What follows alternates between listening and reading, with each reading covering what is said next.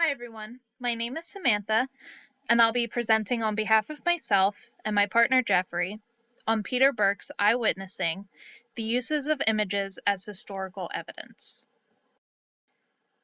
This is just a brief overview before we dive in. I'll provide an introduction with information about the author, the discourse around the use of images as a means of studying history, and the concept of eyewitnessing. We'll go over what it is, what its roots are, and how it relates to Burke's book. And then we'll get into a look at some of Burke's theories related to images and what they can reveal. And from there, we'll get to the closing thoughts, the relevance of this book in relation to the rest of the course, and reviews of the book. This is Peter Burke. He was born on August 16th, 1937 in Stranmore, England. He's a British historian and a former professor at the University of Sussex. From there, he moved to teach at Cambridge as a professor of cultural history and earned the title of Life Fellow of Emmanuel College in Cambridge. He is known for his work on the modern age and his research surrounding cultural history. Some of his research interests include the history of historical thought, history of knowledge, social history of early modern Europe, cultural and social investigations of Brazil, and investigations of thought in the 20th century. His works have been translated in 33 languages. Burke's introduction is called A Testimony of Images, and it's important to understand that Burke's account of eyewitnessing comes at a time in which historians shied away from the use of images as a means of recounting historical evidence. According to Burke, very few historians work in photographic archives compared to those who work with written and typewritten documents.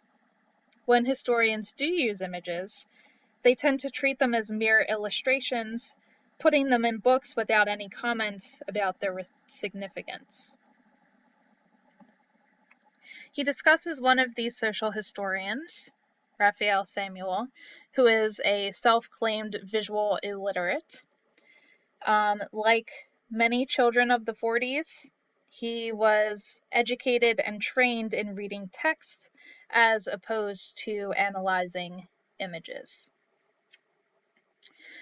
Burke's book is written to encourage the use of images among historians, while explaining some of the pitfalls that may also be the consequence of this practice. Burke discusses some of the roots of the concept of eyewitnessing.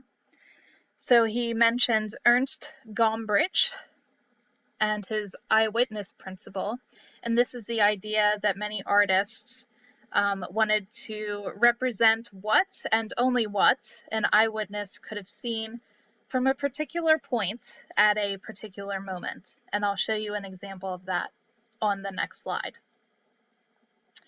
And then the eyewitness style was introduced into a study of paintings by Vittore Carpaccio,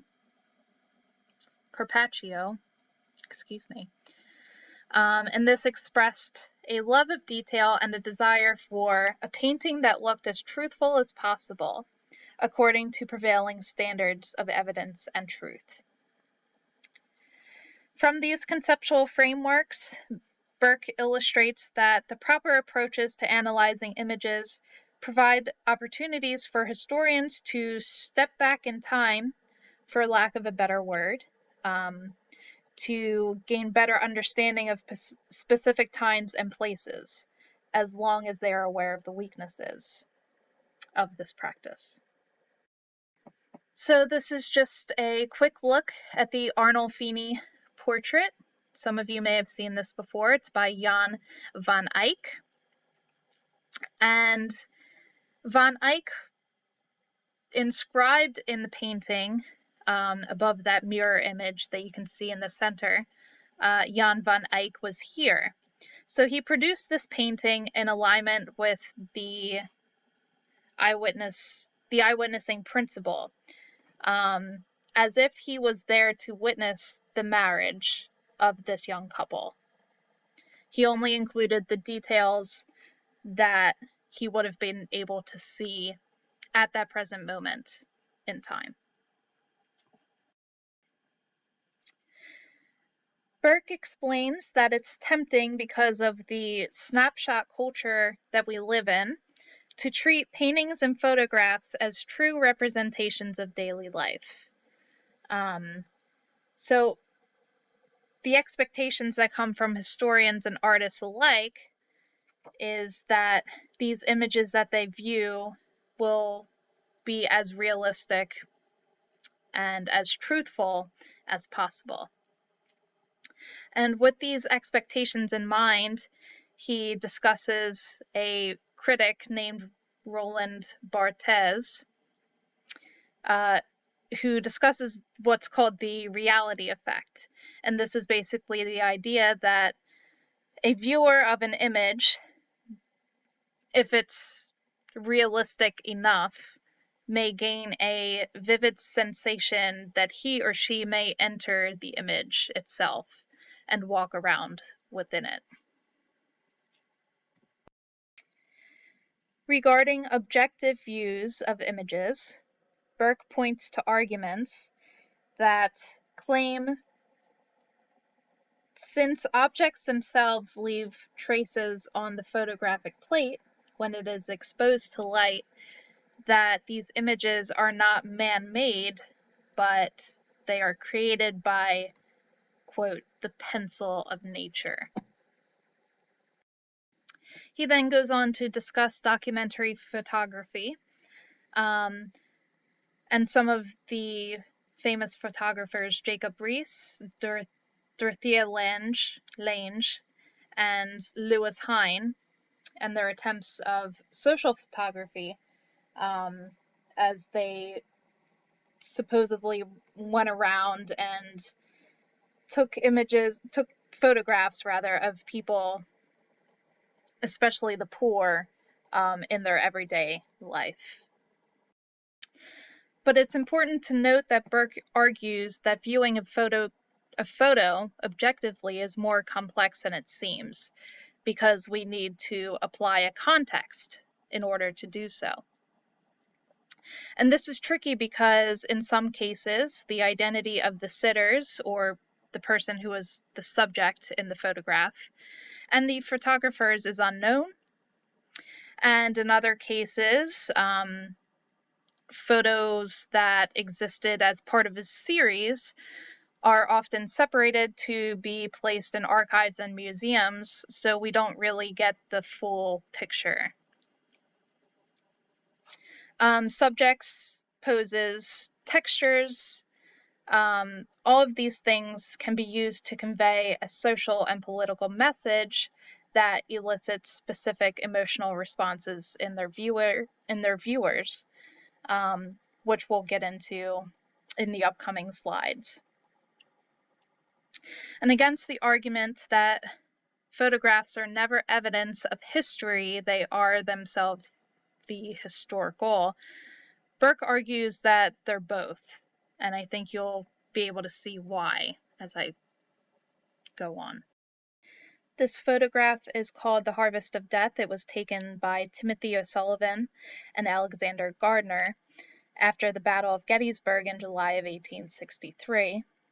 And this is just one of many examples in which we may not have the full story behind this photograph just from looking at it head on, because some of the quote-unquote corpses shown in this photograph allegedly consist of living soldiers who posed for the camera. Burke also talks about Margaret Burke White, who, like Dorothea Lange, went across the country and photographed many of the poor people that she found in rural USA in the 1930s. But it's said that Margaret Burke White, in her practices of taking these photos, often intervened and posed these people to convey a specific message about poverty, or to convey a stronger message about poverty. Burke reminds readers, artists, and historians that the painted portrait ought to be viewed as an artistic genre that is composed based on social conventions that change over time. And for this reason, just like photographs, painted portraits cannot be viewed as mirror images of people at a particular point in time. They should instead be viewed as a symbolic form. Famous paintings of prominent political figures often depict subjects in a way that is favorable. Everything from clothing choice to physical pose and overall behavior was taken into careful consideration. Prime examples are the portraits produced of Federico da Montefeltro, Duke of Urbino, who lost an eye in a battle, and I'll show you these images right now.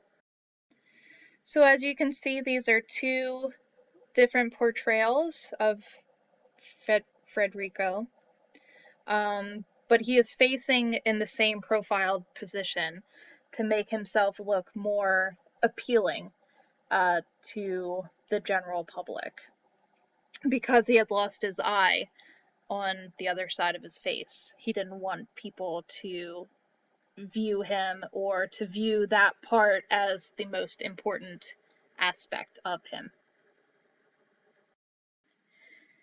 Painted portraits often contain symbols that convey specific meanings depending on the time.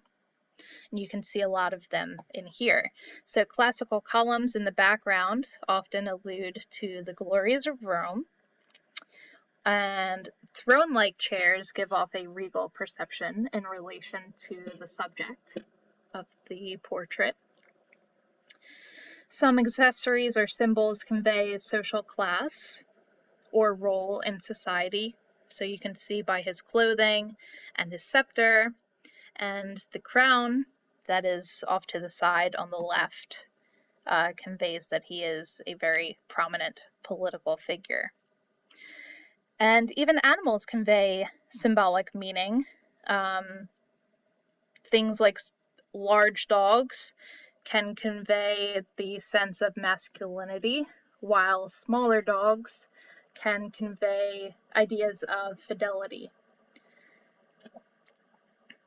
And this is a picture of Louis XVI, I forget the Roman numerals,